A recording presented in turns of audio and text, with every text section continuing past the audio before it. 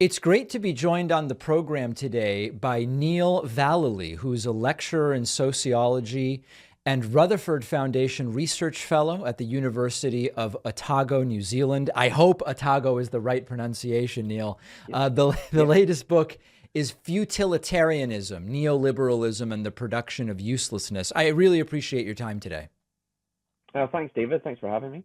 So maybe to start with, futilitarianism. I think many of us could intuit we're talking about there is something futile about the way we've organized much of our economies and the world and society and culture. But what do you mean by the term? Yeah, so by the term, it really came to me as in the process of writing the book. The book initially started out of a series of protests against cuts to humanities division at my university, and I originally started thinking about it was really about the kind of futility or the uselessness of the humanities within the kind of contemporary university structure, the way that it's constructed as useless. That if you do humanities or arts, you can get a job, so on and so forth. But then the more I looked into that, the more I started to realize that this idea of uselessness, of futility, kind of spread out much further into kind of everyday life in the 21st century.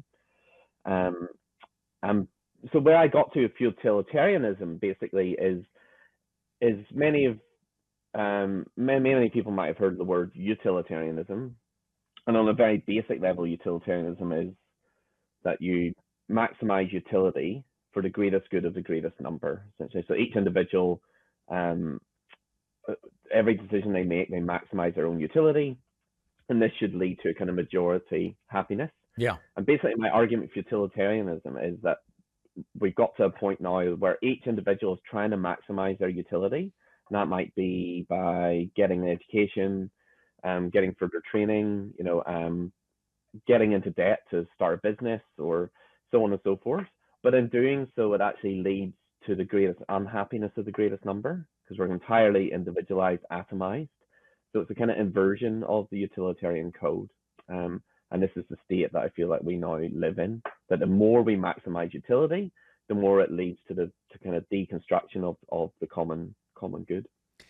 There's an inevitable sort of interplay here between the concept of utilitarianism, the capitalist systems that to differing degrees, most modern, what we might call Western countries, although the term Western is maybe not the right one, neoliberalism as well. It's hard to get out of including the sort of media culture and the way in which most people are learning about the world, so to speak. All of these things seem completely interrelated. And maybe one of the things that has changed or maybe has become evident is that the preferences and path that one increasingly takes is less self-directed than we might imagine and really more prescribed by all of those other systems that I mentioned.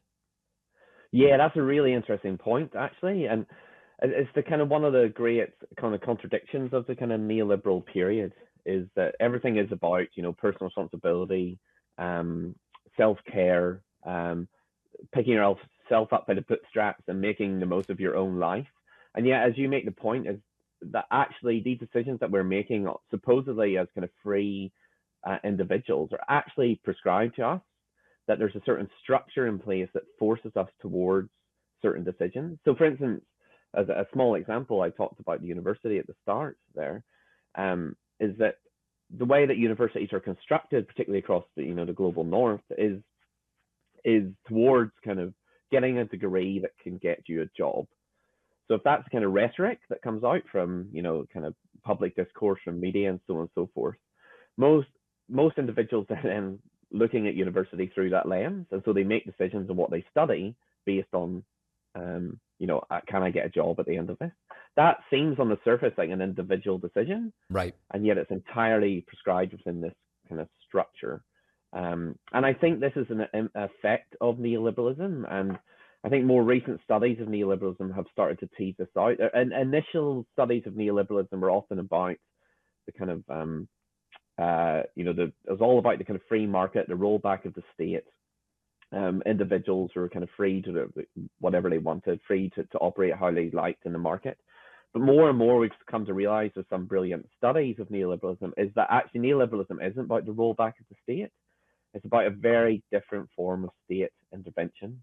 And the role of the state has become to encase the market, to protect the market from democratic decision making. And the early neoliberal thinkers often talked about this at the Walter Lippmann colloquium in 1938, where it was kind of first big meeting of the neoliberal intellectuals in Europe. And they talked about the liberal thinkers of the 19th century as opposed to a kind of new liberalism, a neoliberalism. And for the 19th century laissez-faire kind of free market liberals, they used the analogy of a road. And they said, if there are no rules on the road, essentially, people will just keep driving into each other, they'll crash, and so on and so forth. So what they saw neoliberalism as a kind of highway code almost, that you set the rules of the road, and people can drive. When people are driving, they're driving to where they want to go. They're seemingly making individualized decisions, but there's this overarching structure that guides the way that they drive, and that's how they envisage the market economy in a neoliberal society. It's not everyone go for their life, do whatever you want. It's that there's this overall structure that guides people in a certain way, but people still feel like they're making individualized decisions, but it's actually guided by a certain method, a certain structure. When in the book you write about the useless and repetitive behaviors that can become a trap of neoliberalism, absent any context, what I would imagine there would be one sort of story that fits that is you go to school to get the job and then you take out debt to get the car and the house and the credit card and you get a slight raise. So you take on a little bit more debt and it's sort of like this endless rinse repeat. And by the way, you're basically buying the stuff that media messages tell you you want or you should want or whatever the case may be. Is that one of the mechanisms that you're talking about? And what else did you mean by it? Yeah, very much so. So that's certainly a good example. And I work with lots of students who are kind of increasingly wondering what is the point of what I'm doing here. They look at for instance, their parents' generation and who might have gone to university, particularly say here in New Zealand. They would have gone to university for free and also would have been given a scholarship. So they would have been paid essentially to go to university. And now these students are coming out, they're paying massive fees to go to university, they're all getting into debt to do so.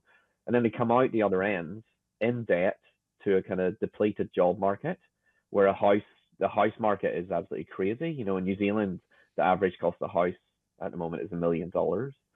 So, kids coming out with that much debt are not going to be able to afford to buy houses. So there's this kind of sense that all the things that we're supposed to do, all the things that we have been kind of told will lead to a kind of good future for us are suddenly crumbling.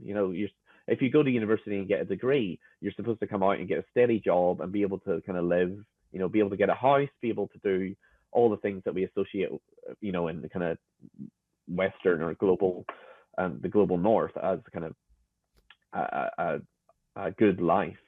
Suddenly none of these things are available and so many people are in debt and they get in more debt and so on and so forth. And it's this kind of endless cycle. And yet we're completely trapped in doing the same things over and over again. There are no way. It seems like there's few ways to get out of that trap of thinking this is what I have to do. I have to go to university or I have to do further training. I have to do so on and so forth to live this good life in the future. And the more we do it, the more it seems like our collective economic and social conditions get worse.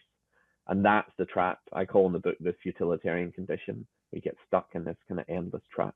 And there really aren't, genuinely, there aren't that many ways to completely get out of that, right? When we think about them, there's the idea of the total off-grid life where you essentially leave modern society, as the case may be. You have to figure out a way to meet your basic needs and to really do that without touching the standard kind of corners of the economy that you're talking about. It's extraordinarily difficult. Another one would be, well, you do it in a hyperdrive way for a short period of time such that you make enough money that then you could exit in a sort of different way. It's genuinely quite difficult to not be part of it at all.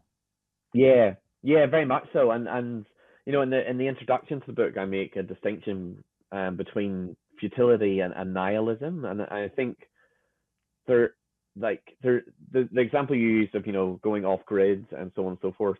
It's a sense that you're right. Like there are few options. The only options we have are to try and escape from it.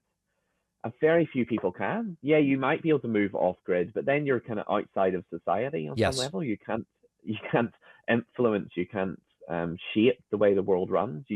And that to me is a form of kind of almost like a passive nihilism. It's like I'm accepting that this world that we constructed is meaningless, and I'm going to sit outside of it. Yes. And then there's more kind of active forms of nihilism. Like example you use is that you go hard, you try and invent something, you do and so forth. But even entrepreneurs, I guess, like the kind of Silicon Valley entrepreneurs, are trying to exit from contemporary capitalism. They're trying to get beyond the kind of mundane kind of existence that like the majority of people have to live in.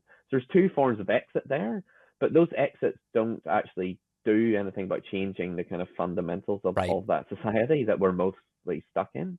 And the reality is, for the vast majority of us, no matter what kind of situation we're in, we only have the kind of structures of society that are available to us, and we have to somehow make the best of that. And it seems like that's getting harder and harder and harder. And there is, of course, a kind of generational politics in that. Where increasingly we're seeing that a kind of new class politics emerge in the 21st century of basically people that own property, particularly housing, and people that don't. And that often falls in generational lines. And for a younger, and this book often, I do say in the introduction that this book is a kind of requiem for a sort of doomed youth in many ways. It's for a kind of younger generation of the world that they're emerging into. And so it seems that there's the question of how individuals can choose a different path, but then there's Mm. another question of how can society be changed such that the default path is what changes. And it seems, I mean, are there any actions that can accomplish both, or is it really you have to decide, I'm going to be within it completely but try to change it, or I will try to exit personally? Yeah, I feel like the former is our only real option, and so I make a kind of a, a call in the book that we need to turn essentially to one another. That actually, especially on the left, post 1989, post the fall of the Soviet Union, the kind of there's been a kind of an inherent sort of distrust on the left of collectiveness, of collectivity. I think particularly probably up until the 2008 crisis, and I think since then we've seen the return of, particularly in the US or in the UK, parts of Europe, of kind of democratic socialism, that idea of a kind of collective subject, of a collective political subject. And in the conclusion of the book, I construct a kind of, I guess it's a theoretical idea of this collective subject, and I call it futilitarian. And it's a kind of riff for a development of the precariat. So the precariat is obviously a kind of describes a whole group of people who exist in kind of precarious lives, whether that's their working conditions or even just their living conditions.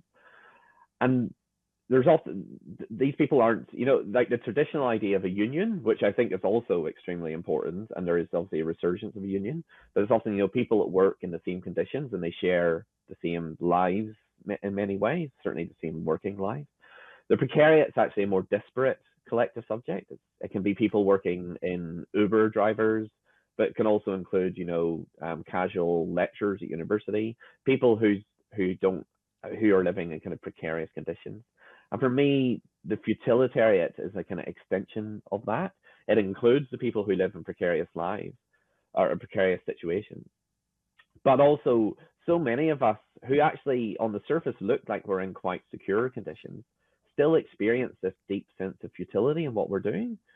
And I feel like actually this shared experience of futility across different scopes of social life can actually be the thing that if we recognize it in one another, we can use it as a way to build a kind of a collective political subject that can actually confront the kind of the way the world works. If we accept, if we see if we see futility in one another and we go, actually, I experience this form of futility. And of Mm. course, some people experience much more extreme forms of futility than others, in the same way that some people experience much more extreme forms of precariousness.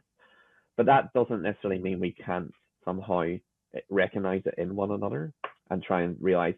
And I think part of the problem with contemporary capitalism, and particularly its neoliberal mutation, is that we're expected to see everything as a reflection of our failures, essentially. So anything that doesn't work, anything we end up in debt, we can't get a job. So it's because we in some way are broken. We somehow haven't done the right thing. And what I really want, what I'm kind of pleading really in the book, is to see that actually these experiences of futility are not personal defects. They're completely logical experiences of the kind of capitalist system in which we live today. The book is fascinating and slightly depressing, but only in the way that gets you to really think about things. The book is Futilitarianism, Neoliberalism, and the Production of Uselessness. We've been speaking with the book's author, Neil Vallelly, lecturer in sociology and Rutherford Foundation Research Fellow at the University of Otago, New Zealand. Really appreciate your time and your insights today. Well, thanks so much, David.